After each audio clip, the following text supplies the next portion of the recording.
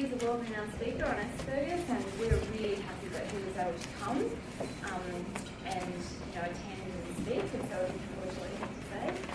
Just a little bit of brief background. He trained in England as a psychologist, and he now works in Queensland and lives there. And most of the information is new, so he works in private practice. He asked me to say as little as possible. And you work as an adjunct professor at Griffith University, so maybe you can explain to us what that means. And you have a book, obviously, as well, that's been translated into many, many languages, which I guess indicates the need for this sort of information and that it goes across cultures and things like that. I guess we're doubly lucky to have him because he was involved in a cycling accident before Christmas, and he had neurosurgery and had to have time off. So I think he's back on the road to recovery, so we're very lucky that he was able to even come after we had booked him. And some other interesting information I found out about him is he's actually a grandparent.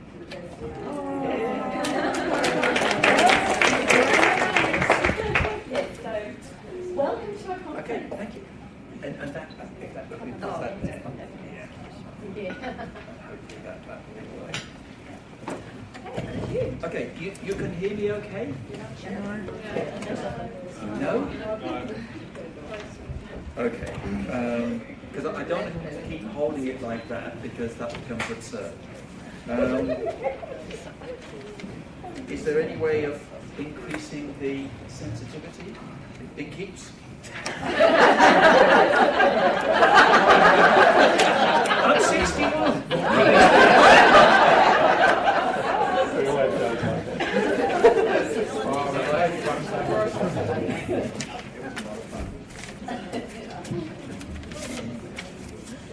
You're not filming that, are you?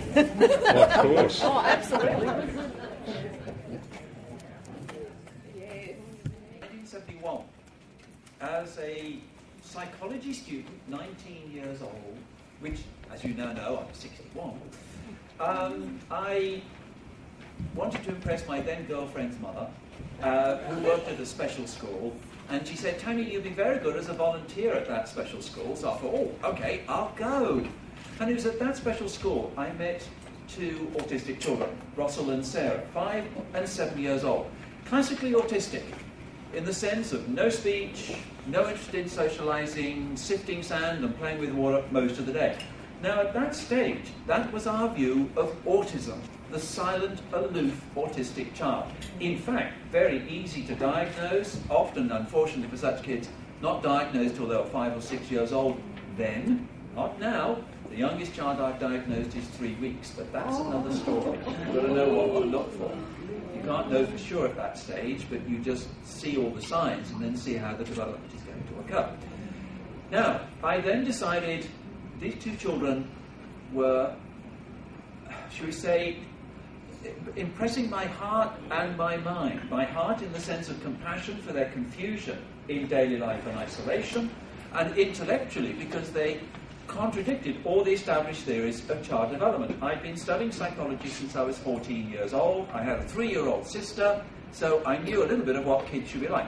Wasn't like that at all. Decided then to become a specialist in autism. And so I went back to university and ordered all the journal articles that had ever been published on autism. And I read them in a month. Can't do that now. I'd be there all the time reading the journal articles and decided to become a specialist in autism, and that's what I've become. And here presenting in Canberra is the antidote to a midlife crisis, is feeling I have been successful. But there's another side to the story. My mother and stepfather live in England. Christmas a couple of years ago, Sunday when I phoned her up, she said, she calls me Anthony, Anthony, I just read an article in the Sunday Times on Asperger's syndrome. She's 85. And I said, yes, mother. She said, your stepfather, Bernard, he's Asperger's syndrome. To which I replied, yes, mother, don't you actually read my books? She said, well, I don't need to because I just like the covers. And I said, oh, you need to read it. He's an engineer. And that's why I call myself bilingual, because I was brought up in an ASPE household. So when I met those two severely autistic children, it wasn't totally new to me. And you'll find that many people who actually work in the area as professionals have a relative on the spectrum. So I have that knowledge of living in an ASPE household, and to a certain extent you can have mum, dad and 10 children, one's ASD, they outvote all other family members. And we may talk about what are the causes of ASD, and there are many causes, but one that you need to be aware of is that it's infectious. The more you live with or work with ASD people, the more ASD you become. As your social life deteriorates, you don't like change, you have sensory sensitivity, all those sorts of things tend to occur. But it meant that when I began, autism was a view of 1 in 2,500 children. It's now recognised as 1 in 88 and 1 in 50 boys. Now, there are many reasons we haven't got time to go through today as to why that's occurring. But it means that for many of you, you will know someone that has a child with an autism spectrum disorder. And one of the main reasons I'm here today is that in your practice, you will come across such individuals, because part of the new next month diagnostic criteria will be sensory sensitivity. So you will have already met them, or you will meet them in times to come. We've explored more about the continuum, and I look at the metaphor in a way of visual impairment as a metaphor for autism spectrum disorders. There are those who are blind, and there are those who, like me, need glasses. Now, the blind represents the severely autistic, totally challenged by life in many ways. But for those with Asperger's syndrome, when it comes to reading people, it's like me without these glasses. I can see your faces, I know where you are, but I can't read your facial expressions. When I put this on, I'm okay. I can read your faces, but that's Asperger's syndrome. I can read the big print on the newspaper, but I can't read the small print. They can't read the jealousy, the embarrassment, all those sorts of things. But it's a continuum that moves into the normal range. And we're going to explore that a little bit further. So that's been my life's work since I was 6 years old. So I've got an enormous amount of experience. My wife, Sarah, not the Sarah, the little autistic one of years ago, but another Sarah, not the girlfriend who in 1971. That didn't work out, but my special interest in autism. I'm a walking encyclopedia of knowledge. Just press the button and I'll tell you something. And so what we're going to do is explore how this may affect you in your own work. But we're going to start with a bit of history. I'll just shift this so I can see it. Hans Asperger, we use the term Asperger's syndrome. He first described it, it was published, but the chances are somebody else described it a few years before, but it never became popular. And in 1926, an Eva, I have no idea how to pronounce that word, I can say Asperger's syndrome, so I'm glad she didn't, because then it would be that syndrome, was a Russian neurologist, and she described 6 children who resembled today's description of Asperger's syndrome. Asperger's syndrome has always been here. Where were they in Europe 1,000 years ago? Easy. In the monasteries. Enjoying the monastic, routine lifestyle. Or they were craftsmen. Developing, shall we say, furniture, clocks, etc. with great attention to detail. Or they were farmers, better relating to their cattle than they were to people. So in other words, Asperger's syndrome has always been here to describe a part of human nature. Now, what Eva Sushareva described became the basis of schizoid personality disorder. And that's an important point, because when I did my first tour of the literature in 1971, it was called childhood schizophrenia or childhood psychosis. The view was that if you have schizophrenia in an adult, what would it be like in a child? Autism, self-absorbed. Now, this means that with some of the older adults, they were diagnosed as schizophrenic years ago. My wife, Sarah, who I'll explain more about later on, has a sister who went from severe autism to Asperger's syndrome. But her 2 uncles, her mother's brothers, at the age of 8 and 10 years old, were diagnosed with schizophrenia in the 1930s and were sent to a psychiatric hospital where they died in their 60s. And from my mother-in-law's descriptions of them, they were almost certainly Asperger's syndrome. But because they were intelligent, the assumption is that not intellectually disabled, those bizarre characteristics were viewed as psychotic, therefore they should go to an institution. That was the destiny of many with Asperger's in the 20th century. Now, it's now recognised as part of the autism spectrum, and as such, we now know that that continuum actually goes into the normal range, and all the characteristics of ASD exist in the ordinary population. There is nothing that isn't there. You don't read faces absolutely perfectly. Sometimes you're unsure how to socialise. Sometimes your emotions are very intense. Sometimes fingernail down a blackboard is excruciating for you. Sometimes you want routine and consistency. So what makes it clinically significant is, in many ways, the strength of that characteristic and how it disrupts daily life. Now, Hans Asperger, Viennese paediatrician, in the late 1930s, noticed a few children, 4 boys in particular, that today would have been diagnosed with conduct disorder. In other words, they've been suspended from school, often because of retaliation for bullying and teasing or not following the school rules. Oppositional defiant disorder. ODD, oppositional defiant disorder, is a very pompous way of saying won't do as he's told. But those with Asperger's tend to do it the Frank Sinatra syndrome, my way. So Hans Asperger noticed these children had similar characteristics, looked in the textbooks, couldn't find anything that described it. Now, this is a time in Germany and Austria, really 20s, 30s, where they were trained in very accurate observation, not diagnostic criteria, but observation. And his description of those 4 boys remains today the best description of such individuals. Hans Asperger lived in dangerous times. His first paper, which was actually Autistic Personality, was published in 1938. In 1938, the Nazis moved into Austria. He's a paediatrician. What had already been established in the middle 1930s in Germany was ethnic cleansing, and it began with the intellectually disabled.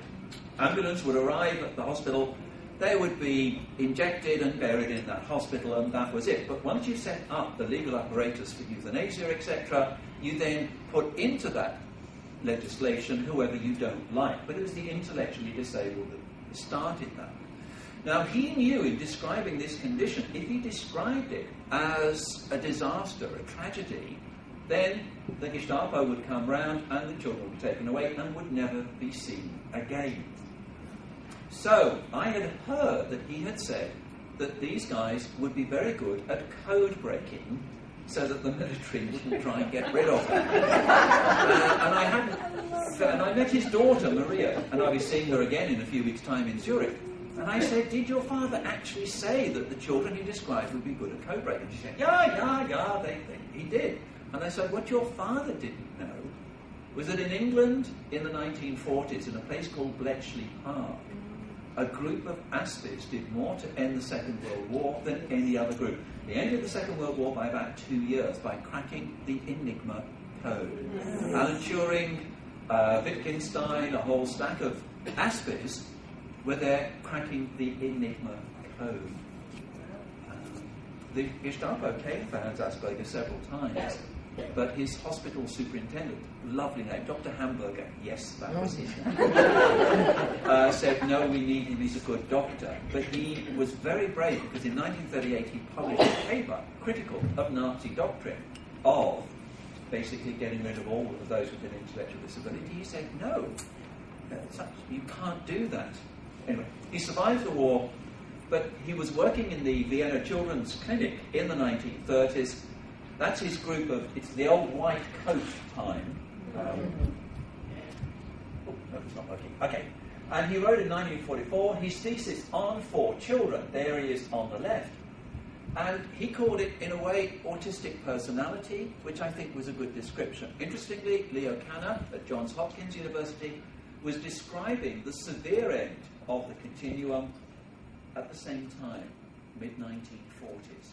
Hans Asperger described those children as having an unusual personality.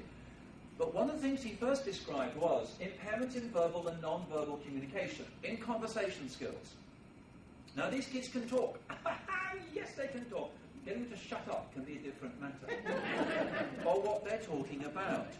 Or they talk like an adult, think like an adult, and want to be treated like an adult, and are the class policeman correcting the other children. So when you talk to the kid, you think, wow, for a 4-year-old, 8-year-old, 12-year-old, fantastic vocabulary, interesting ideas, but he didn't listen. He went into a monologue.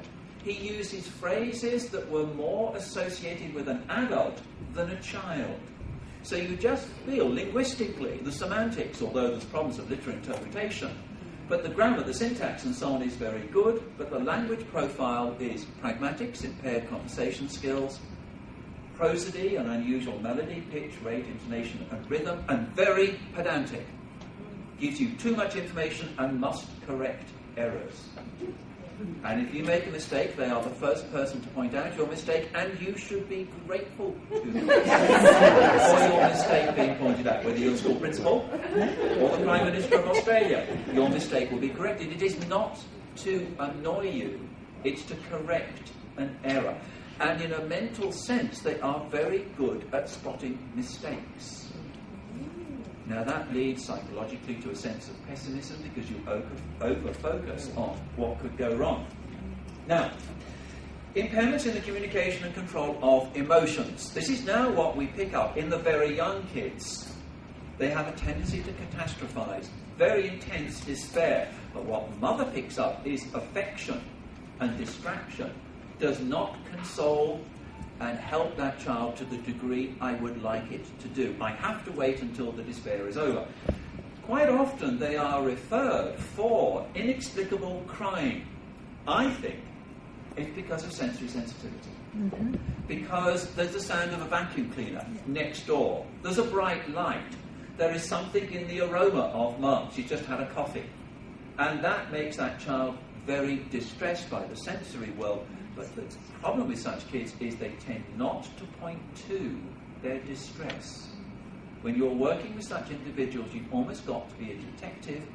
One thing they will not do is if they're upset by noises like that, they tend not to do that and that to let you know. They just become very distressed. So in classic autism, one of the causes of extreme distress behaviour is sensory sensitivity. My sister-in-law Penny, who went along progression from classic autism, now in her 50s, was married for 27 years. More on that later. But if you ask many adults, which of the fragments of ASD would you like us to dissolve? For many, it's sensory sensitivity. They say, I can cope with the social isolation to a certain extent. I can cope with my intense emotions. But for Penny, it's her auditory sensitivity. It's a sensitivity to the barking of dogs, which for a while made her agoraphobic, fear of going out.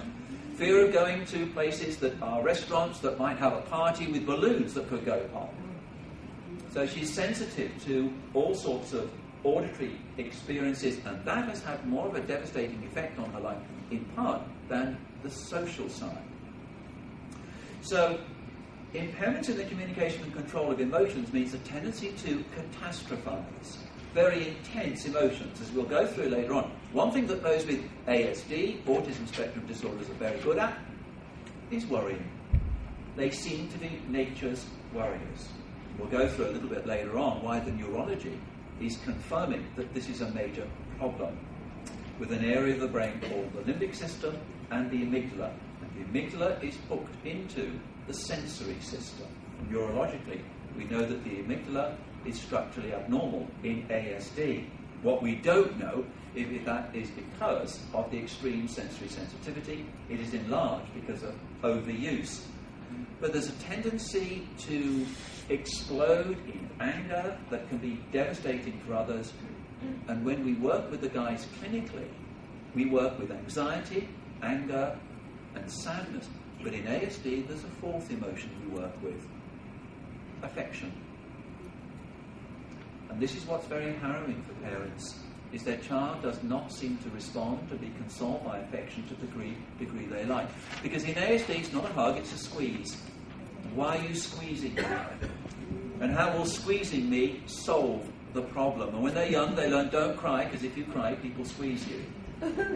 So I have designed and evaluated cognitive behavior therapy programs to teach how to give and respond to affection. And I explain to the Aspies, you have to be very compassionate towards neurotypicals, that's what they call others, neurotypicals, because they're such fragile flowers. And they're like roses in a rose garden that needs to be nurtured and mulched and looked after every day. They need to be touched, hugged and told they're loved every day, otherwise they just wilt and die. But you're a cactus, with a prickly exterior to protect a soft and vulnerable interior, and you prefer to live a long way from other cacti. And just one down for a year is just enough for you. Neurotypicals are so fragile, they need lots of love and affection, and they need it every day. No, it's not an early sign of Alzheimer's, it's just they seem to need it refreshed like flowers every day. Now, the next area we look at is empathy. And there's a misperception that those with Asperger's and autism lack empathy, which is a gross insult to those with ASD, who can be some of the kindest people I know. Empathy divides into two types. Well, there's more types than two. Cognitive and emotional. Cognitive empathy is the ability to read the signals. Read the signals of despair, sadness, or something that indicates that that person would benefit from consoling, compassion, and affection.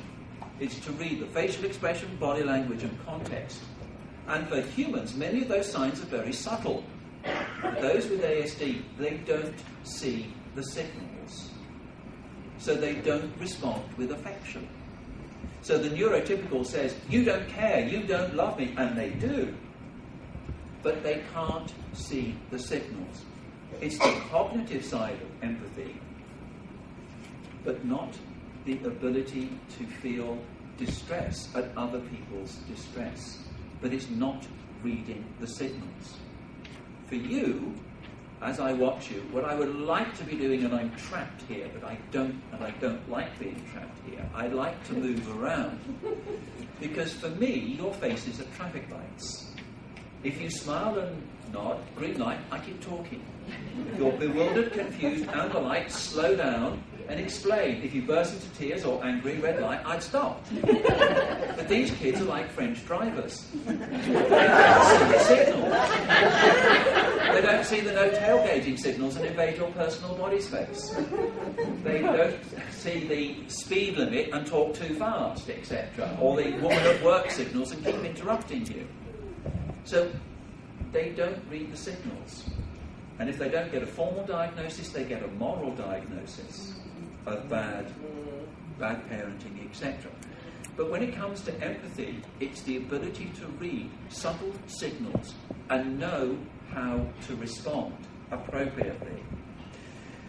Also, he described difficulties with social integration and making friends. In classic autism, the person may be content with solitude, and in fact will try and find circumstances to avoid interactions with other people. And in fact, what is my definition of ASD? Quite simply, it's this. ASD, autism spectrum disorders, describes someone who has found in life something more interesting than socialising. But they live with social zealots that prioritise socialising all the time. And people will say those who suffer from ASD. No, you don't suffer from ASD. ASD doesn't give you pain in the joints, but you do suffer because of the ignorance and prejudice of other people, especially kids who are social zealots. So for many of these guys, they're asking me, how can I make friends? How can I keep a friend? All those sorts of things. Friendship is elusive for such individuals. When it does occur, it may be brief, and they feel betrayed, and they are desperately seeking the friendships that seem so easy for others. Typical kids are natural child psychologists. Typical kids have a perception of what a kid my age should be interested in, should do, should behave. And these kids, by definition, don't. so the typical peers, long before a diagnostic assessment, know they're different, and that brings out either the predatory instinct or the maternal instinct. Many of these guys are mercilessly bullied and teased. Now, in my clinical work, I deal with infants right through to those in their 80s. And my mother describing how Bernard is becoming more and more autistic as time goes by. But that's another story. When you have the aging process, the ASD gets stronger in that individual in the last few years of life. Where was I? Depression. I deal with teenagers quite often who have suicidal thoughts, etc. And when I ask them, what thoughts are going through your head? Well, I ask them, they often can't tell you because they can't put emotions into speech. So I say, find a track on your iPod, or send me an email and type it, not talk, any other way than look at me and say. And I analyse what's going on through their head, and I think you never got that from your parents. You heard that from other kids, and you believed it. You thought you were psycho, that you are gay, because of what the other kids used as derogatory comments. Because they don't have friends to act as an antidote, to say, nah, he was just teasing you, it's not true, don't believe it. And so for many of these guys, their problem is their peer group that can be merciless in tormenting and teasing them. Now, egocentric preoccupation with a specific topic or interest. Yeah. We'll explore this a bit later. But for this individual, they start off with collecting things. Now that may be usual, like Thomas the Tank Engine, or its batteries. Most typical kids will go to bed with a teddy bear because it's soft and cuddly like mum and represents people. He goes to bed with a battery because it's more useful. And he likes to feel it. It's not that he's been emotionally neglected by the parents, because their first thought is, and that's what psychologists first thought, is that the withdrawal of the child is due to deficits in parenting. And my mother-in-law was told when Penny was diagnosed, Penny is socially withdrawn because you don't love her enough. Oh. So you can imagine her reaction to that. But that used to be what was called the psychogenic. You know those, Bettelheim and others, who said it's bad parenting, which is a gross insult to the parents. What I'm doing as a clinician is I'm noticing that mum or dad are projecting onto the child 100% love and affection, but they're not getting 100% back. But it's from the child, not because they're giving the wrong signals or ignoring that individual. But they have an interest in collecting objects. Then it's information on a topic, like the Titanic or dinosaurs. It becomes more advanced. It can be superheroes. It can be unusual aspects of life, like drain covers. I've travelled the world because of Asperger's. I've learned a lot. I've also learned to look at drain covers. Last week, about a young man now who's doing a PhD in America, but from Australia originally. When he was 4 years old, knew all the different types of grasses by the shapes of the leaves, because he spent a lot of time looking at the ground. And he was fascinated by the different shapes of grass and needed to know the names of each type of grass. Unusual for a 4-year-old to have that encyclopedic thing.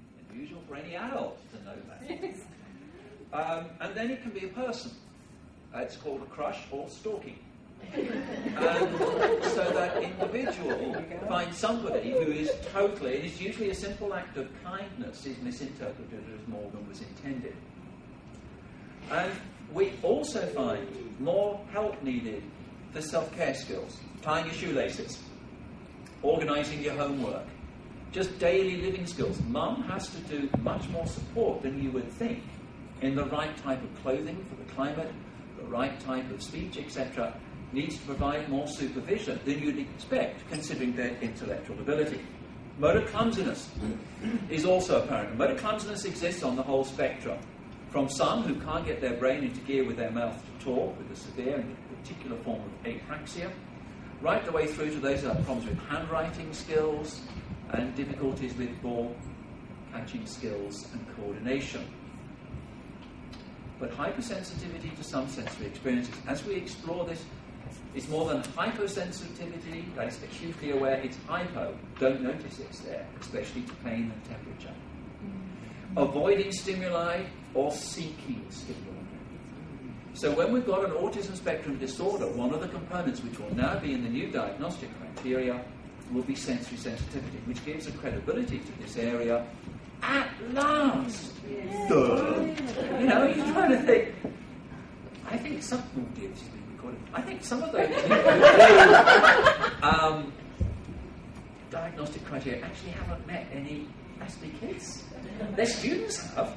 Oh yes! Their students see them all the time, but they just supervise the research. They don't actually see them. They haven't lived with them. They don't get it.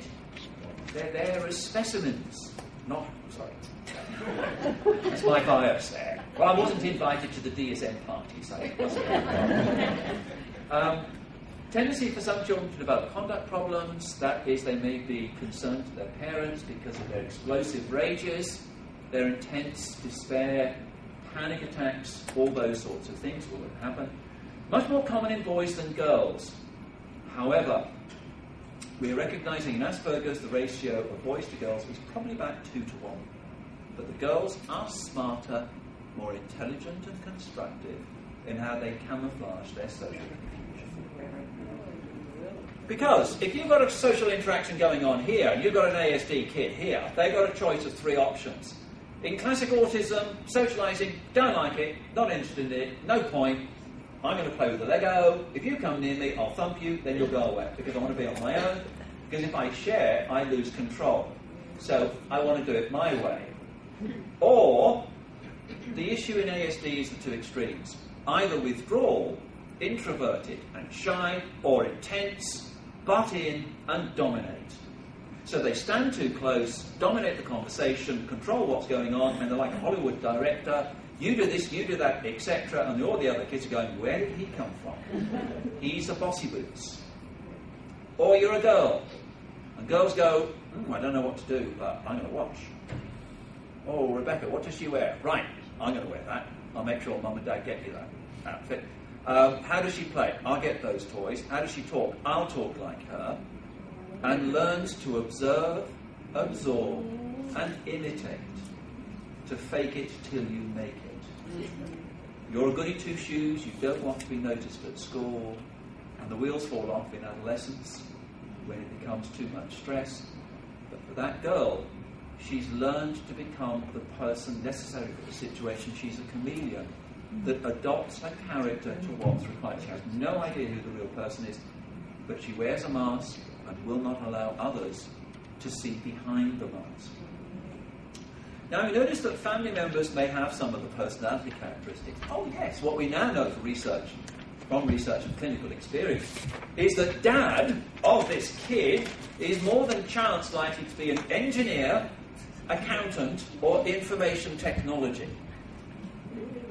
And mum is likely to be from the caring profession. Mum is likely to be a nurse, teacher, or social worker. Because someone must fall in love with an ASPE, otherwise it would have died out years ago. So this is what I call an extreme neurotypical who looks at the heart, not the behaviour, and falls in love with an ASPE. And when you fall in love with an ASPE, you fall deeply in love with an ASPE. But the day you get married, they've won the prize, that's it. And then you have all sorts of interpersonal issues. So some of my clinical work is not just helping the 4-year-old play with his peers in the sandpit, it's helping the 44-year-old relate to their wife. But now, to relate to their children. Because I experienced what it's like to be a typical child in an ASPE household. With a stepfather in that original conversation with my mother. And I said, Mother, in 54 years, as that it was at the time, 54 years I've known Bernard, I can't think of a compliment he's ever given me. And my mother went,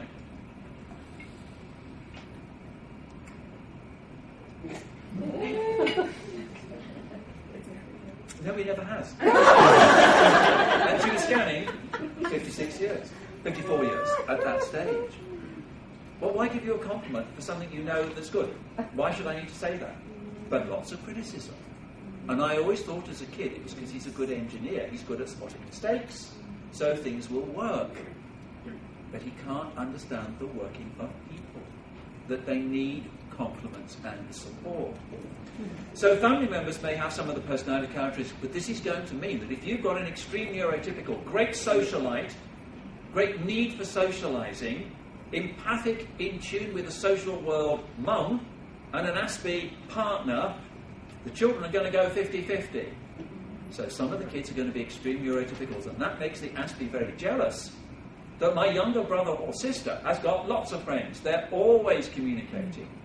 They're very popular, which makes jealousy in that situation. Now, it's part of the continuum of abilities that merges into the normal range, and it does, and some will merge into the normal range. It's a lifelong and stable, from his perspective, personality type. The best way of describing it is the brain is wired differently. Not defectively, but differently. Because when we analyse history, most of the major advances in science and art is made by Aspies, from Mozart to Einstein. And you don't have to be German to be Aspie. So there's quite a few in the German culture. No. So some children develop talents that can lead to successful employment, and some are employed as experts in whatever field. Medieval church law. They end up in university because universities are sheltered workshops for the socially challenged, where you are actually paid to pursue your interest. And the students all write down your words of wisdom. So academia is full of Aspies, especially in the maths and physics departments. Now, some adults do develop lifelong relationships, yes, but they're late developers. And their first romantic experiences may not be till their mid-20s onwards. In other words, when women become maternal, that's when they fall in love with them. But then, that's when the issues can occur. Hans Asperger, 1906 to 1980. But it was in 1981, Lorna Wing, in London.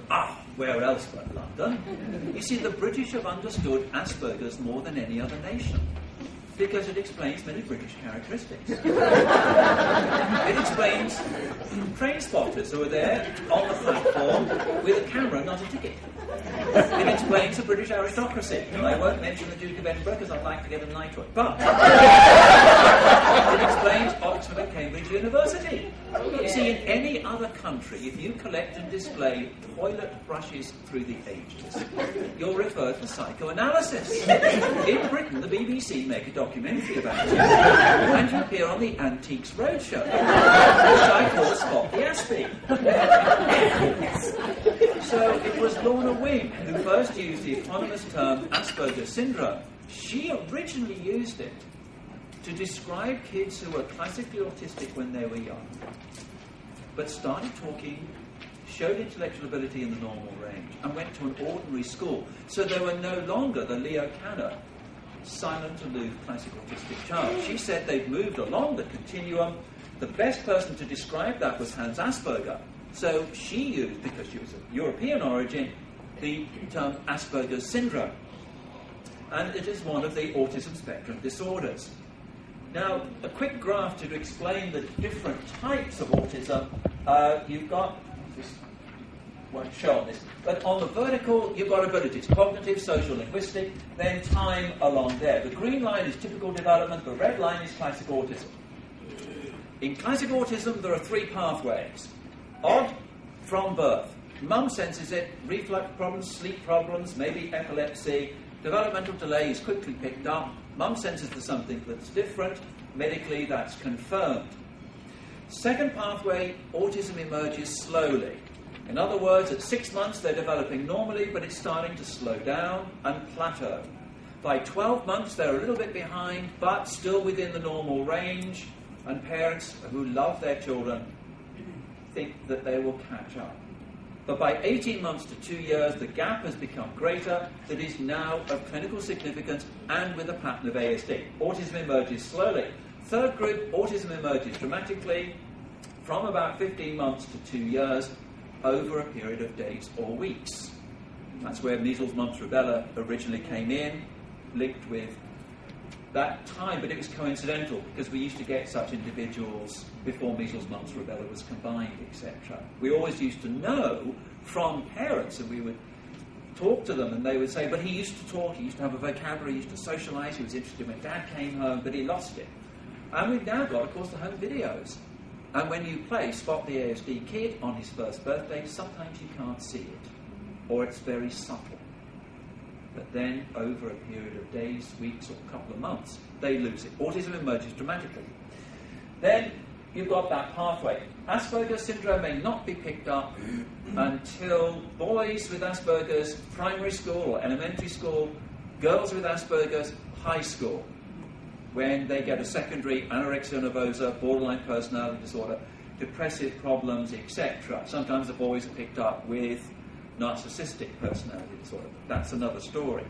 Now, what happens is that some with classic autism, late in speaking, clearly autistic characteristics, between the ages of about 4 and 6 make dramatic improvement, as we have there, and they then join the trajectory of Asperger's syndrome. So by the time they're 8 years old plus, the main difference between high-functioning autism and Asperger's is the way they're spelt.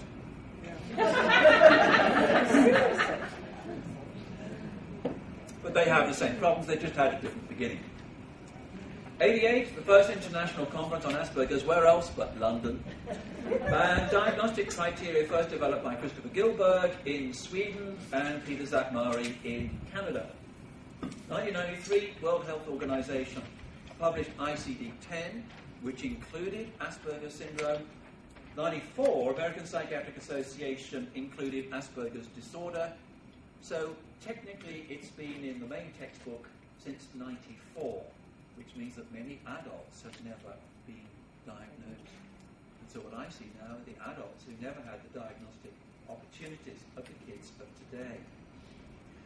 Current understanding is a variant of autism at the milder end of the spectrum. Over 2,000 published studies on Asperger's and over 100 books. And of course, the best is mine. So please do buy one. Buy as many as you can afford. It's a lifestyle I want to be accustomed to, and I won't get it until you buy lots of copies of the book. Sorry. But I'd like to find the time to write more now. I don't have so much time. DSM-5 is coming out next month. That's what the cover will look like. DSM-5 is going to make major changes to our conceptualization of autism spectrum disorders. These are going to be the diagnostic criteria as of next month. Criteria A will be persistent deficits in social communication. Yes, it's understanding and relating to people. Newborn infants look more at human faces than any other geometric shape. We are pre-wired to process social information and social interaction across contexts. So in other words, it's not just social phobia or a social problem at school, it's everywhere the person goes. Not accounted for by general developmental delay. In other words, there is equivalent developmental delay in language, cognition, social and motor, and manifested by, and this is crucial, all three of the following. Deficits in social and emotional reciprocity. That balance is either withdrawal or too intense. They either monologue you, or it's very hard to get any conversation from them.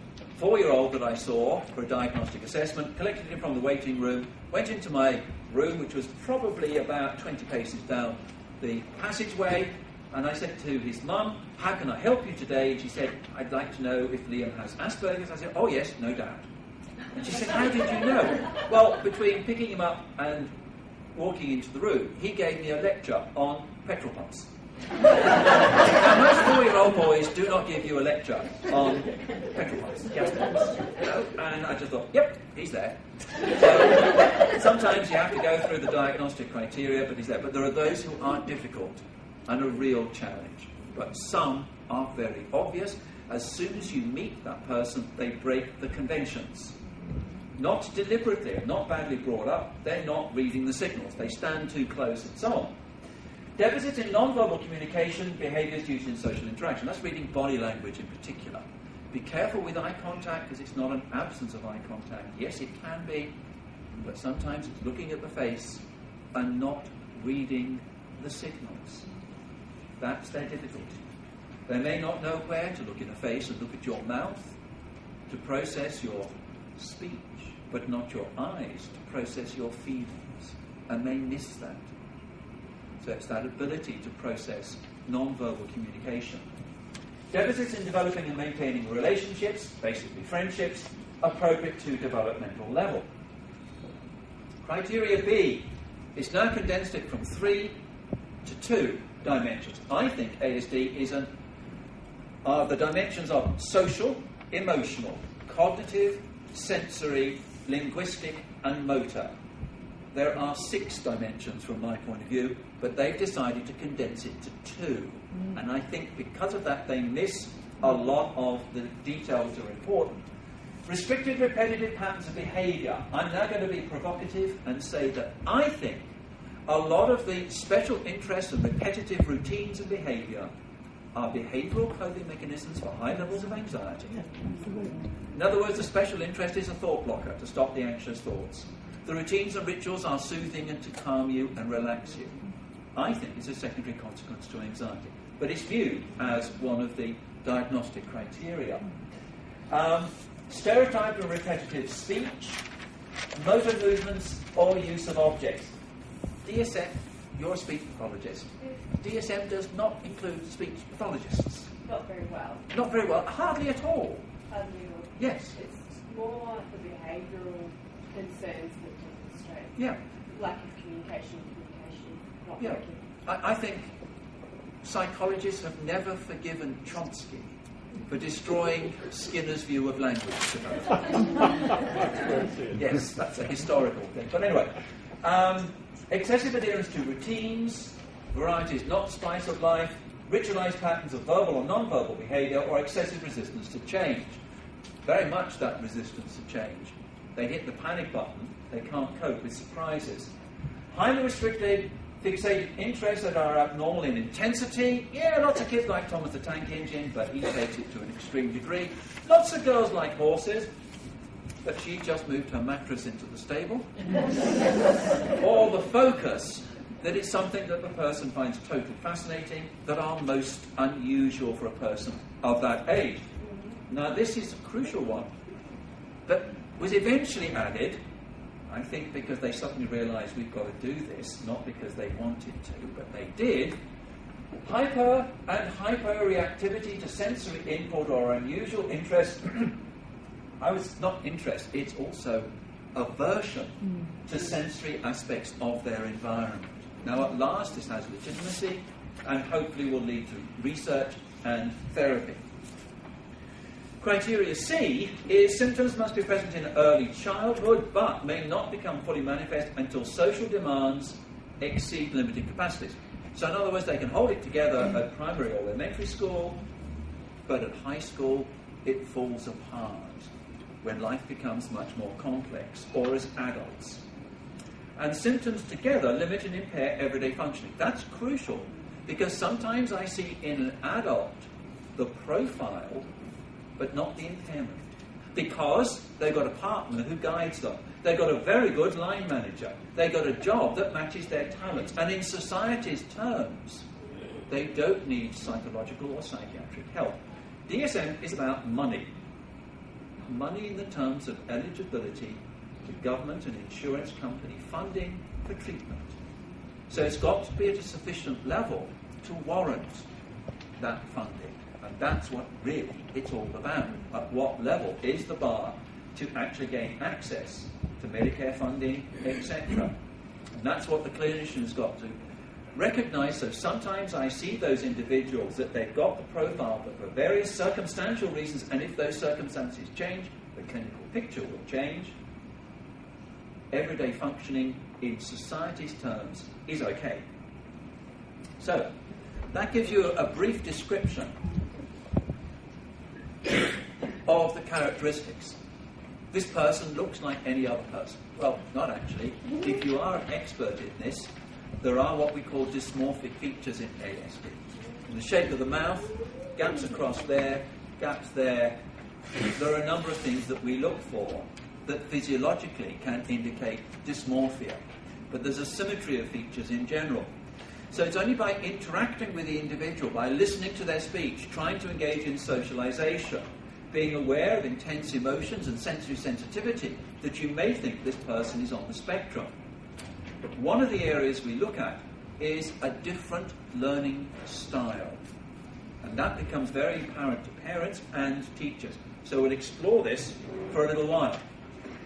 So many children with sometimes called autism spectrum conditions perform at the extremes of cognitive ability. They're hyperlexic or they're dyslexic.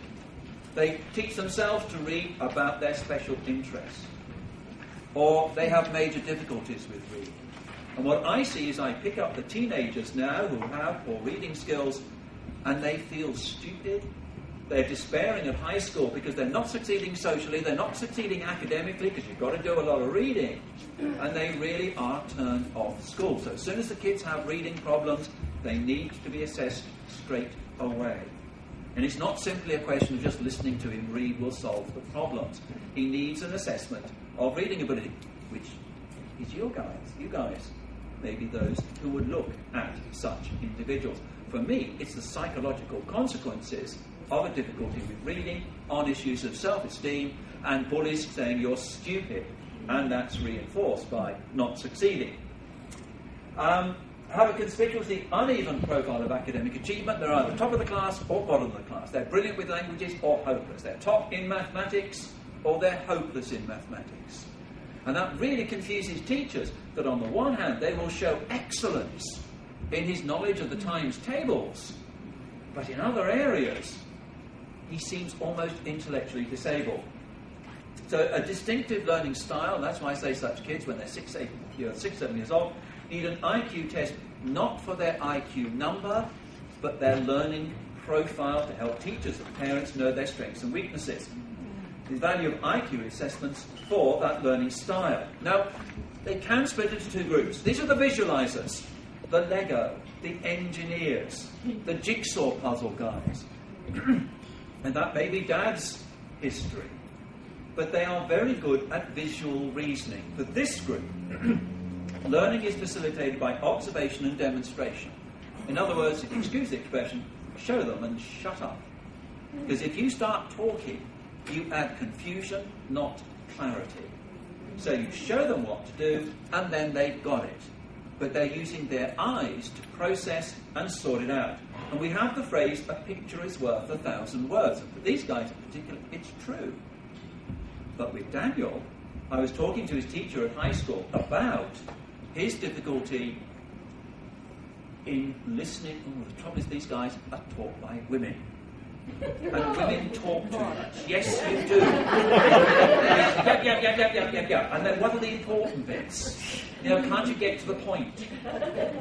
And I said that a picture is worth 1,000 words for him. And Daniel turned around and said, in my mind is the picture, but not the 1,000 words to describe it. Yes. So such individuals have a major difficulty converting thought and emotion to speech. What are you feeling now? I don't know. Which basically means I don't know how to tell you. Or I literally don't know. Self-reflection. So for these guys, the curriculum is often best on the iPad. If you've been in the area of autism for a number of decades, you know every so often new approaches come through. I think one of the greatest advantages is going to be the iPad. Because it's designed by and for kids with Asperger's. I'm not going to talk about Bill Gates, but what it means is that when you have that screen, teachers use socializing and conversation to entrance the kids. That's their weakness.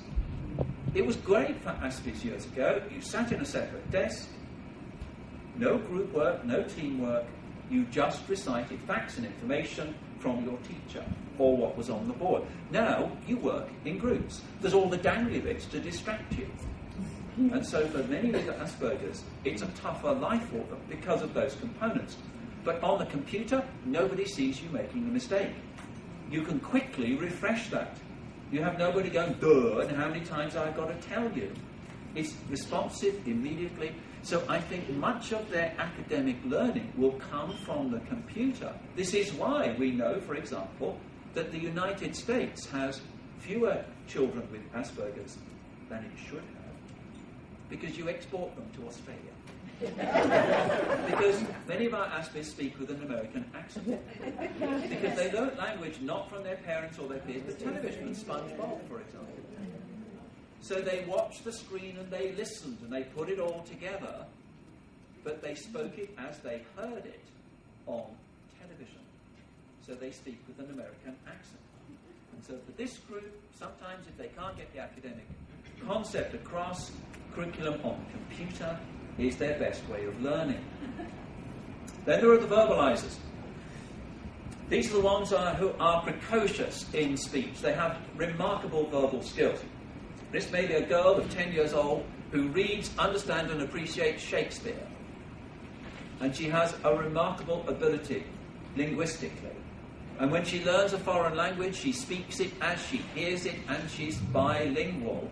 And she'll speak whatever language she chooses, like a native, not with the accent of her home country. So this person has a well-developed vocabulary, and understanding is improved by reading about it. Because if you don't understand,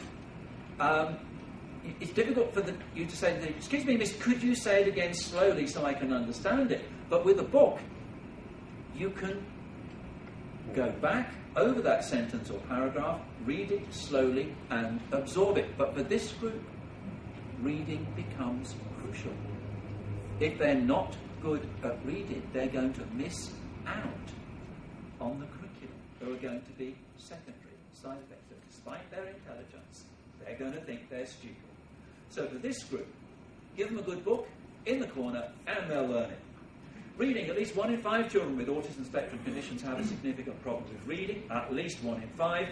Can be better at reading accuracy than comprehension. They see the word, they say it, but their level of comprehension may be similar to their linguistic development. Change the font, and it becomes a new word. Typical kids look for similarities. These kids look for differences. It's different. I've never seen it before. I've got to learn it again. Or, I'm doing a diagnostic assessment of a man in his 30s. And the diagnosis was straightforward, but we were photocopying some information that I was going to give him. And as the pages were coming out of the photocopy, he said, Tony, I've got a little task for you. He said, I want you to look at this page, choose a paragraph. I did. He said, choose a word in the middle of that paragraph. I did. And he said, have a look at that word. For me, the word was understand. And tell me, how many words either side are in your visual field or in focus? For me, it was 1 word either side. So I was reading in 3-word chunks. He said, for me, it's 3 letters. So it's like having a piece of paper over the text with a little hole in it, the width of 3 letters. Either side of the words. No, within the word. So he saw the word stand. It's like when you're testing for spans. It's the kids who have a very narrow span from 1 letter to 3 letters.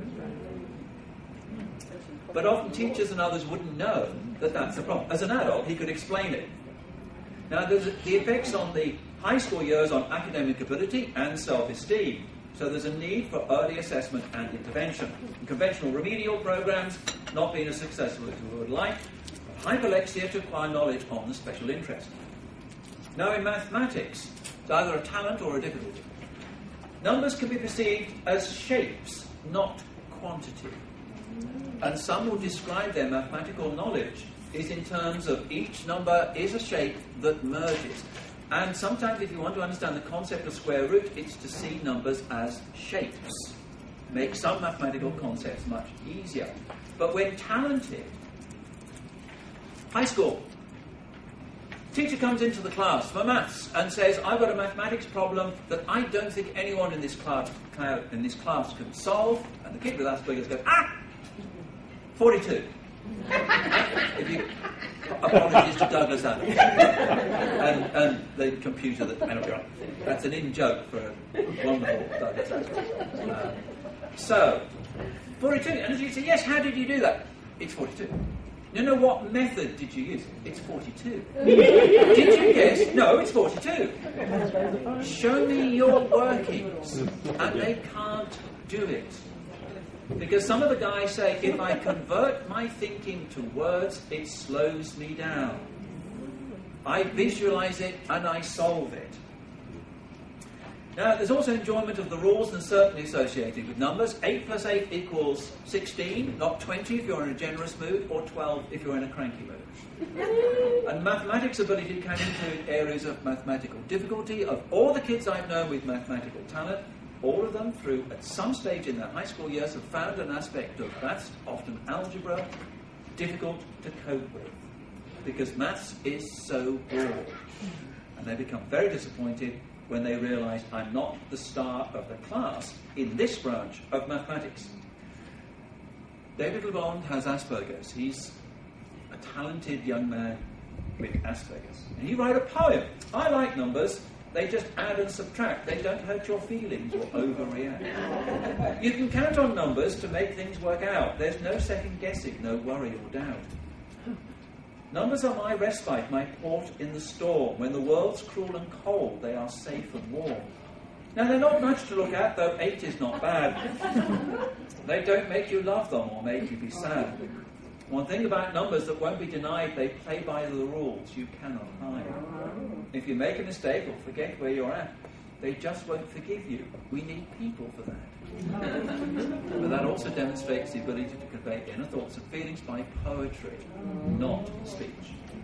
Another characteristic is a one-track mind, and I use the metaphor of a train on a singular track as a metaphor for problem solving.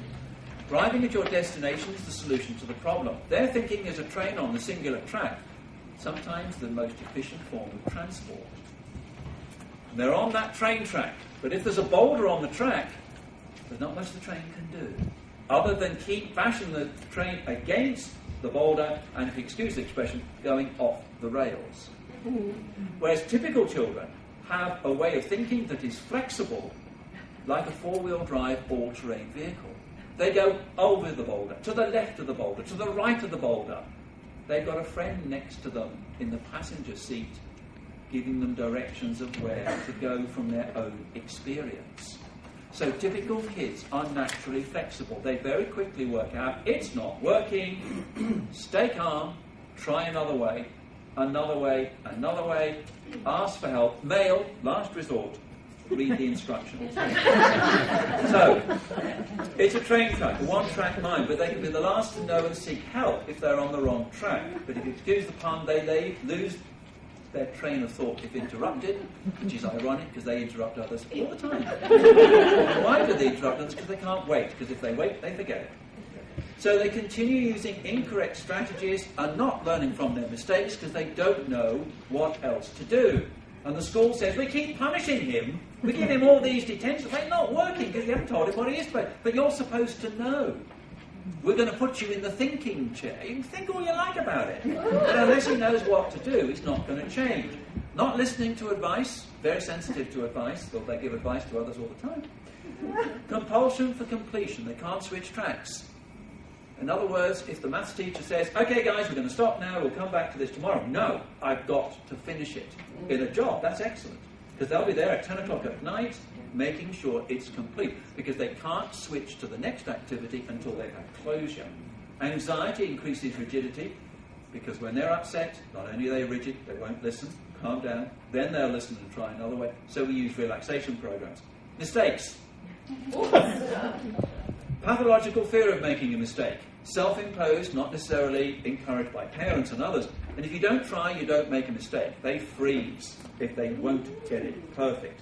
And there's also a fear of appearing stupid and being ridiculed by their peers, especially being laughed at.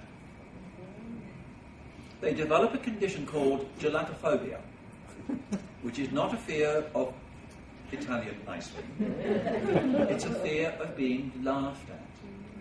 And any laughter is they're laughing at me. So advice perceived as criticism.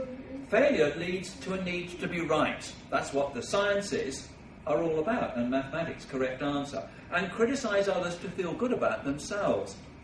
And point out errors to demonstrate intelligence, but teachers don't like it. when their grammar is corrected by a grade 9 student. There's that sense of perfectionism, and they are wonderful as long as it's perfect. But if it's not perfect, they hit the panic button. Now, there's a drive for consistency and certainty. That's the appeal of maths and science.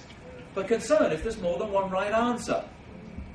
So he's done an essay on Shakespeare's Romeo and Juliet, and he hands it to this English teacher, and she says, yes, you've got the Capulets and the Montagues, and it's in Verona. I'm going to give you a B+. Excellent. He takes the same essay, gives it to another teacher, English teacher, and she said, no, you haven't got the characterisation right, and the order is wrong in there, and it was far too long-winded. No, I'm going to be generous and give you a C-. Now, we psychologists know that the teacher who gave him a C- is in DSM-5 under the category of tight ass.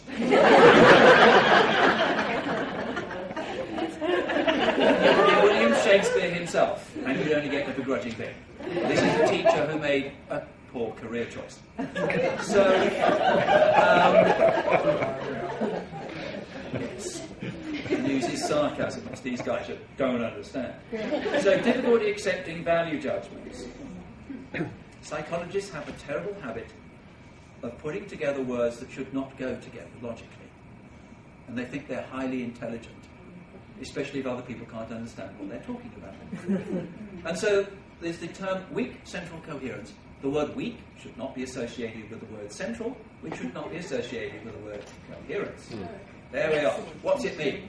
Remarkably good at attending to detail, but difficulty perceiving and understanding the overall picture or gist, the gestalt. It's like having a rolled up piece of paper. This is within the brain, not within the eye itself. But they seem to be able to focus on a speaker over there, a plant, a door, flowers. And Wendy Lawson describes it's like being in a darkened room, totally dark, and you've got a thin torchlight, and you can see certain items. Neurotypicals switch the lights on, and they see everything. The question is, when you have that huge input of information, what do you prioritise? Neurotypicals prioritise people. In ASD, it may not be. So deciphering the pattern or meaning. I'm going to give you a chance to find out what it's like. I'm going to split the group here into two. That table and those tables are one group. You guys are another group. In a moment, I'm going to ask you guys to close your eyes. You will see a picture. They will not. I will ask you a question about that picture in a moment. It will go. You will open your eyes, and you guys close your eyes. You will also see a picture that's different, and I will ask you a question on that when you can all see. Okay? So, could you guys close your eyes? That's what I want you guys to see. There will be a question on that in a moment. Okay? Now, could you open your eyes, please? Keep them open, as I'll ask you guys, could you close your eyes now, please? If you keep those eyes closed, could you see that picture there? Okay, everyone open their eyes. Okay, guys, what was the room? Come on, you can see. What was it? What was the room? Quick. No, you're not totally convinced, are you? No. Okay, guys, what was the room? Kitchen. Oh, they're stupid. Okay, what was the time? 9 o'clock. Detention. Don't be disobedient. Okay, what was the time? Oh, okay, guys, what was the time? Exactly. Now, first group saw this. In the bottom right-hand corner, the second group saw that. So that's the neurotypical. It's a kitchen.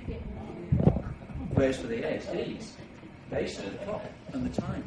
So you can't assume they're looking at the same bit you are. So they notice patterns not perceived by others.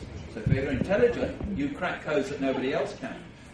And when you walk into a room, you are flooded with information. If there's somebody who arrives here for this conference late, through that door, as soon as they walk in, find somewhere to sit down, you ask them 2 weeks later, what do you remember about that room? Well, lots of people there, and I saw Mary, and I sat next to her, and she told me about her daughter's wedding. Okay, anything you remember about the room? No. You see, your brain prioritizes socialising people. You don't look at the carpet, all those sorts of things. Whereas these guys look at different things.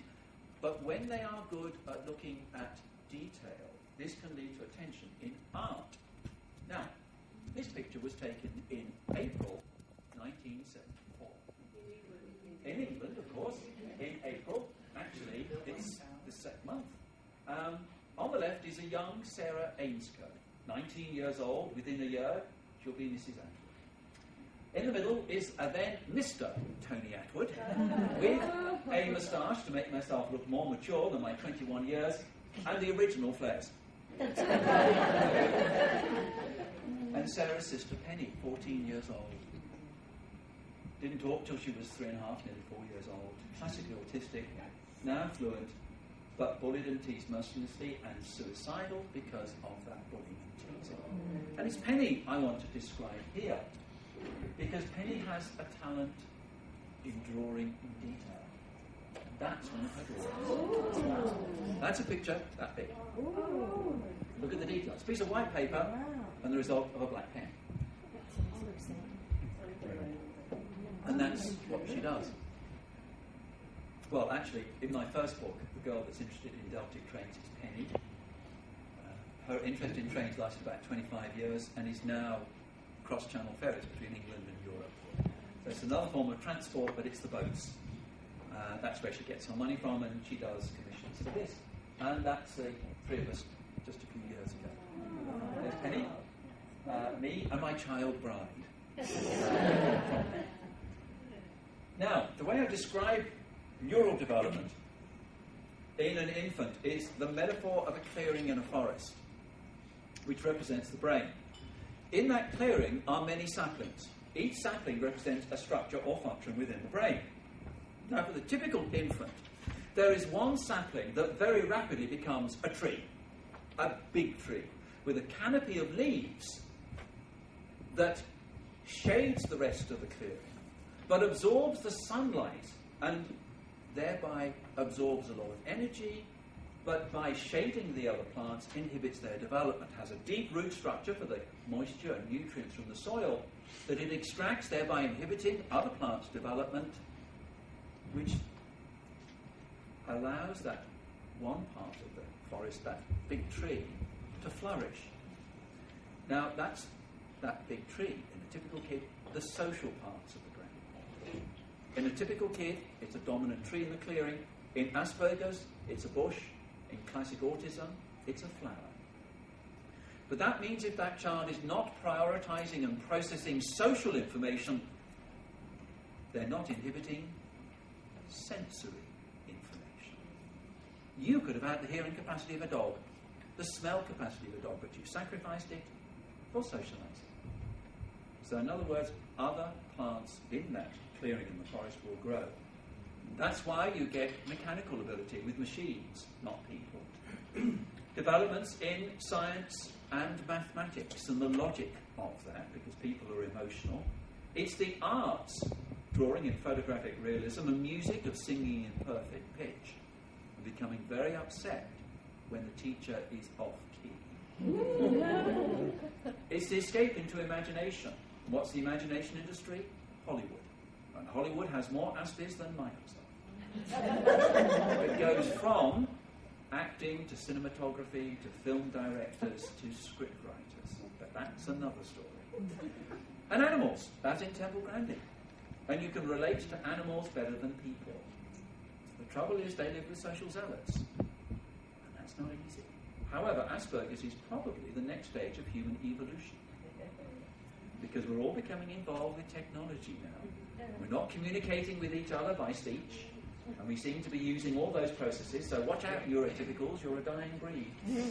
And as Temple Grandin said, if the world was left to you socialites, we would still be in caves, talking to each other. So there's an association with famous individuals in science and art. Wittgenstein, 20th century's greatest philosopher. Bertrand Russell might disagree with that, but classic aspect. Einstein, yes. Mozart, yes. Alan Turing, the mathematician. Thomas Jefferson, third president of the United States. Howard Hughes, the aviator. Napoleon. So there are famous people who have been successful by not letting socializing getting in the way of their objective, and having an ability of perception and analysis that others do not have. It's interesting that the latest research on the genetics of autism suggests that the genes for genius are the same as the genes for autism. And we find that there's a higher level of geniuses in the families of such individuals. Now, I've got 10 minutes before we have our break. Yes? Time is going fast. Right, exploring feelings. I should try to be as quick and efficient as I possibly can. Now, I deal with CBT. We look at affective development. That is, how emotionally mature the person is. Do they have a good vocabulary to describe emotions? Often they don't. They are emotionally inarticulate. And the ability to fix feelings. And in ASD, there are only 3 ways to repair a feeling. Smash something, and you cleanse the system and you feel better. Engage in your special interest, from spinning a lid to reciting about the Titanic as a thought blocker, or solitude. But they find it difficult to disclose it to others, use affection, to repair it, to put it in perspective. So their repair mechanisms are less than a typical person, but also in cognitive distortion, they have a difficulty knowing what people are thinking and feeling, so they can't tell the difference between accidental and deliberate. Sarcasm doesn't work, etc. Very good at worrying. They have a generalized anxiety. They can become very pessimistic. And this is important to me because that pessimism of things can go wrong. I think that as a professor of clinical psychology, adjunct professor, by the way, means I've got the status, but they don't pay me. But I can use the library and all sorts of things. I think that the general public should be more open about pathology, because I will be open with you that I have a mental disturbance. In DSM-5, it's not there. Maybe it'll be in DSM-6 under psychosis as the disturbance of reality that I have in my personal life. My wife finds this very hard to live with. It's called optimism. Because she's a very anxious person. And it might go wrong. And we got to, no. And I really enjoy the Australian phrase, no worries. She'll be right, mate. She'll be right. It's me. Yeah, we'll be fine. No, don't worry. Oh. Too easy. Too easy. Yes, exactly. And that's great. 1 in 4 adults have obsessive-compulsive disorder. And that can be the classic cleanliness, but also performance anxiety, fear of making a mistake. PTSD from being teased or bullied at school, worse than sending them off to a war zone. Their sensory experiences. So throughout the day, they're going to have sensory experiences that are traumatic to them. And social anxiety of how am I going to perform in a social setting. Now, anyone who's anxious, anyone, but especially those with ASD, become controlling. If you've got anxiety, you want to control your experiences so you don't have the painful, anxious reaction. And like the kids, when they're young, if you share, you lose control. And so they can become passive-aggressive. Kids in general, but ASD in particular. Don't want to go to school. Come on, you've got to go to school. No, I don't want to go. You must go to school. No, I've got your favourite teapot. Your porcelain teapot. If you make me go, I'll smash it. You must go to school. Smash. See, you made me do it. If you hadn't sent me to school, it wouldn't be broken. And so they use emotional blackmail. Now, if we have the term international terrorist, this is what I call a domestic terrorist, who becomes oppositional defiant disorder, a pompous way of saying he won't do as he's told. Why won't he do it? Because it could be a situation associated with anxiety. But by parents succumbing and surrendering to the domestic terrorist, they become a slave. And for very young children, there's then a lack of respect to the parents because they're in control. And you as a parent are to be punished if you don't do what the master orders. And the child becomes intoxicated by his or her power. Be assertive, decision is non-negotiable, be impervious to emotional blackmail. Yeah. Easier said than done. And when you're tired and you've had enough, you give in. And then you feel, I shouldn't have given in, but sometimes it's inevitable. But that's what can happen. Also, in coping with anxiety, you have routines and rituals that are soothing and relaxing. But the trouble is, if you have very few emotion repair mechanisms to make you feel good and alleviate the anxiety, they become more and more dominant in your life and more elaborate. There's often an anticipated sequence. So before I go to bed, I've got to do this, this, this, and this, and if you interrupt it, I've got to start at the beginning. And it takes me half an hour. We have ways, I haven't got time to explain, of changing the context or cue to stop the routine. But once you work on that routine, if you remove it, you must give them something else that's as good, if not better, to alleviate the anxiety. Another approach is the special interest as a thought blocker. From spinning a coin to computer games. If denied access, become very agitated when Dad says, right, because you didn't do your homework, no computer for a week. And he says, how am I going to cope with my anxiety if my main anxiety reduction mechanism is taken away? So they need more mechanisms in what I call the emotional toolbox to fix the feeling. Another way of coping, for typical kids, young, but in ASD, throughout the lifespan, explosion or meltdown. It's to cleanse the system, reboot the emotion computer, or clear the air. As one adult said, it's a bit like wanting to vomit and knowing you'll feel ill until you actually throw up. You get it over and done with and feel better. You get it out of your system, but everyone else is like wobbly jelly.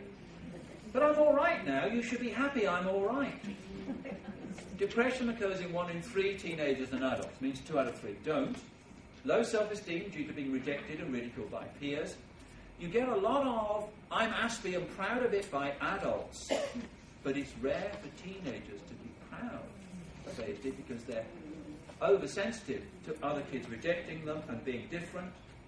Also empathic attunement. This is my own opinion, but it is based on many years of experience that some with, say, for example, Asperger's syndrome, may have great difficulty reading facial expression, tone of voice and body language, but they can walk into a room and just sense negativity. They almost have a sixth sense to pick it up. They just feel there's something bad about this atmosphere. How do you know? I don't know, but I just feel it's bad. And they can sometimes withdraw from social situations, not necessarily because of social confusion, but because of social, shall we say, emotional sensitivity. And they observe and absorb life's absurdities and tragedies others may fail to see. Loneliness and feeling alienated from peers. Acting neurotypical is emotionally and mentally exhausting. Bullying, rejection, teasing and ridicule affecting self-esteem. Chronic anxiety progresses to depression, and they feel inferior, powerless, invisible and incapable, and as adults, unemployed or underemployed. Constant pressure to fit in and be like their peers, with social zealot teenagers, and wearing a mask to hide the true self is exhausting. The mask is usually worn by the women. And the inner self may be unacceptable for the peer group. I can't let them see who I really am. Perfectionism and difficulty coping with mistakes, and lack of understanding from professionals and family. You just don't get it, and most don't. Antidotes to depression, the special interest. It restores energy. It is one of the greatest pleasures in life. Nick Dubbin said, I've never met anyone with Asperger's who was depressed when they were involved with a special interest. It also gives you your concept of self for the wow factor, because I know more about Pokemon than anyone else. And we now call it our optimism course. Now, the toolbox that I use, and this is a standard process, toolbox has many tools in it to fix a feeling. What are those tools? Well, it can be a hammer to represent physical activity. Some of these guys need to burn off their agitation. They need a personal trainer. But they see themselves as clumsy. Most of their interests are sedentary in front of a screen, which is not good for physical ability. So they may need a personal trainer to identify physical activities that suit their body type and personality. Much more physical exercise, walk, run, trampoline, for mental health. Sport, basketball through a hoop, weightlifting or dancing or creative destruction. If you feel like smashing something, it's recycling, crushing the cans, packaging. Relaxation training is another tool. In fact, we're starting to teach these guys yoga and meditation at 6 and 7 years old. Solitude. It's a good repair mechanism, but it takes time. A massage, deep pressure, or sleep. Many have sleep problems. Social tools. Some people get it, some don't. Some soak up that despair like a sponge. Others are like throwing petrol on a barbecue, cause an explosion. But some people just calm that person down. Disclosure, maybe through typing, music and poetry, seeking advice or being with a pet. That dog that adores you, jumps up and down and wags its tail and wants to play with you, and when you tell the dog all its problems, all your problems, it just goes and wants to be there. Or the cat that jumps on your lap, and as you stroke the cat and as the cat purrs, do remember that cats are autistic dogs.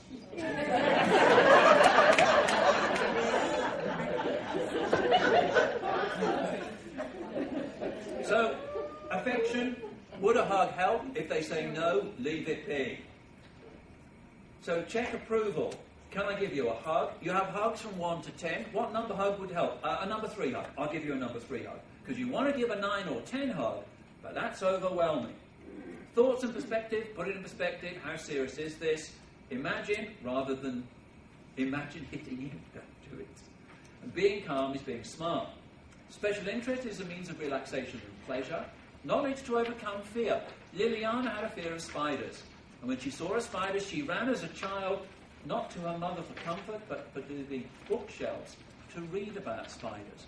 Knowledge overcomes fear. And as she read about spiders and admired their abilities, she started to collect spiders. So arachnophobia became arachnophilia. A fear of the sound of a thunderstorm leads to a special interest in weather systems, to understand why they occur, etc. So it's knowledge to overcome fear, helps keep anxiety under control as a thought blocker. Is it a special interest or obsessive compulsive disorder? It's whether it's resistible. It's often collecting and cataloguing things, as Luke Jackson said, it's my personal defrag. It can be the best distraction during a meltdown, the off switch, and may provide motivation. If he's a fan of Doctor Who, in that situation, what would Doctor Who do as a hero? But this is a quote from an adult. My emotional range is quite extreme and somewhat rudimentary. However, when I engage in my special interest on my own, I can access a greater emotional realm and landscape that is wonderful and safe for me in that context. So their greatest pleasure in life is the interest, far more than any interpersonal experience. This is crucial for you guys. I'm not going to dwell on it, but I do when I'm doing presentations all over the world. Sensory tools. Now that may be sounds, earplugs, it may be headphones, iPod in supermarkets, light, as I always put that, Helen, it goes with me wherever I go. First in there, Erlen lenses. Some, it's a hat, it's a peaked cap because of downlights that are more than fluorescent lights now, or sometimes sunglasses because of glare. Aroma, I hate Mrs. Smith, but she's lovely, she thinks, I hate her, she makes me want to vomit. Why does she make you want to vomit? Because she smells of coffee. It's the olfactory sensitivity or tactile. So we go through, I would normally spend much more time on going through the sensory issues. Medication is a tool, anxiety and depression, there are medications. Sometimes they're impulsive in response, sometimes there are mood cycles and intense outbursts that a range of medications will be used. But they don't change circumstances, attitudes and abilities. You need an exit strategy. You need to find out why they're so upset. Money? Yes. Give you $10 if you don't hit him for a week. It works. The problem is inflation. And the economy collapses 2 months later. Mum is an executive secretary to help with organisational planning problems, especially homework. We go through inappropriate tools, fighting, gets it out of your system, but people don't like it, you're viewed as dangerous, being alone too long, taking stress out on someone else, like your little brother when you come home from school, hurting yourself, arguing, or rude behaviour is a quick fix. Affection, kid who gets angry. I said, when you get angry, would a hug from your mum help? And he said, no, I get mad at them. We need to know that. Punishment rarely changes their behaviour. What changes their behaviour is logic and knowing what to do, and it works. Talking is not their natural way of expressing feelings. If you become emotional, you add fuel to the fire, and adults may use alcohol and illegal drugs to self-medicate. That's what happened with our Astley son. He's now a drug addict.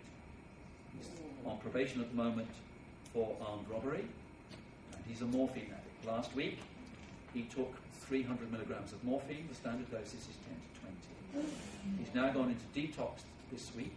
Today is his 8th day for the 7th time.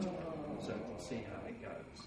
But what he did, high levels of anxiety, not good socially, fitted in with a bad crowd, did what was cool and trendy, more than they did, but that included drugs. And so on his anxiety thermometer of 0 to 10, most of the time he was 8, 9, 10. And when he tried marijuana and alcohol, he was down there. Marijuana and alcohol became the gateway to amphetamines and all the others. That's it. Hey, look at this. Only 5 minutes over time. Okay, thanks so much.